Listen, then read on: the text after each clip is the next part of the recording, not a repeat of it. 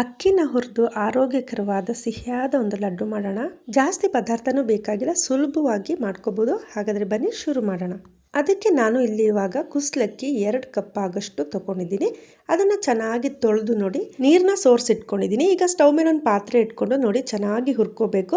ಅಕ್ಕಿ ಎಲ್ಲ ಪುರಿ ಥರ ಆಗಬೇಕು. ಅಲ್ಲಿವರೆಗೂ ನೋಡಿ ಈ ಥರ ಬ್ರೌನ್ ಕಲರ್ ಆಗೋ ತನಕ ಹುರ್ಕೊಂಡು ತಣ್ಣಗೆ ಮಾಡಿಕೊಂಡು ಇದನ್ನ ಮಿಕ್ಸಿ ಜಾರ್ಗೆ ಸ್ವಲ್ಪ ಸ್ವಲ್ಪನೇ ಹಾಕಿ ಚೆನ್ನಾಗಿ ನೈಸಾಗಿ ಪುಡಿ ಮಾಡ್ಕೋಬೇಕು. ಈಗ ಎಲ್ಲ ಪುಡಿ ಮಾಡ್ಕೊಂಡಿದ್ದಾಗಿದೆ. ಇವಾಗ ನೋಡಿ ಒಂದು ಇಡೀ ಕೊಬ್ಬರಿನ ತುರಿದಿಟ್ಕೊಂಡಿದ್ದೀನಿ. ಇವಾಗ ಇದನ್ನ ಸ್ಟವ್ ಮೇಲೆ ಒಂದು ಪಾತ್ರೆ ಇಟ್ಕೊಂಡು 1 ಸ್ಪೂನ್ ತುಪ್ಪ ಹಾಕೊಂಡು ಈ ತುರಿದಿರೋ ಕೊಬ್ಬರಿನ ಸ್ವಲ್ಪ ಫ್ರೈ ಮಾಡ್ಕೋಬೇಕು. ಅದ್ರ ಜೊತೆಗೆ ಒಂದು 4 ಏಲಕ್ಕಿ 3 ಲವಂಗ ಹಾಕಿ ಲೈಟಾಗಿ ಬಿಸಿ ಮಾಡಿ ಇದನ್ನ ನೈಸಾಗಿ ಪುಡಿ ಮಾಡ್ಕೋಬೇಕು ಈ ಥರ. ಇವಾಗ ನೋಡಿ ಇದನ್ನು ನಾವು ಅಕ್ಕಿ ಪುಡಿ ಮಾಡ್ಕೊಂಡಿದ್ವಲ್ಲ ಅದಕ್ಕೂ ಹಾಕಿ ಸೈಡಿಗೆ ಇಟ್ಟಿಟ್ಕೊಳ್ಳೋಣ. ಈಗ ಸ್ಟವ್ ಮೇಲೆ ಒಂದು ಪಾತ್ರೆ ಇಟ್ಕೊಂಡು 1 ಕಪ್ ಬೆಲ್ಲ 1 ಕಪ್ ನೀರು ಹಾಕಿ ನೋಡಿ ಈ ಥರ ಕರಗಿಸ್ಕೊಳ್ಳೋಣ. ಕರಗಿದ್ರೆ ಸಾಕು.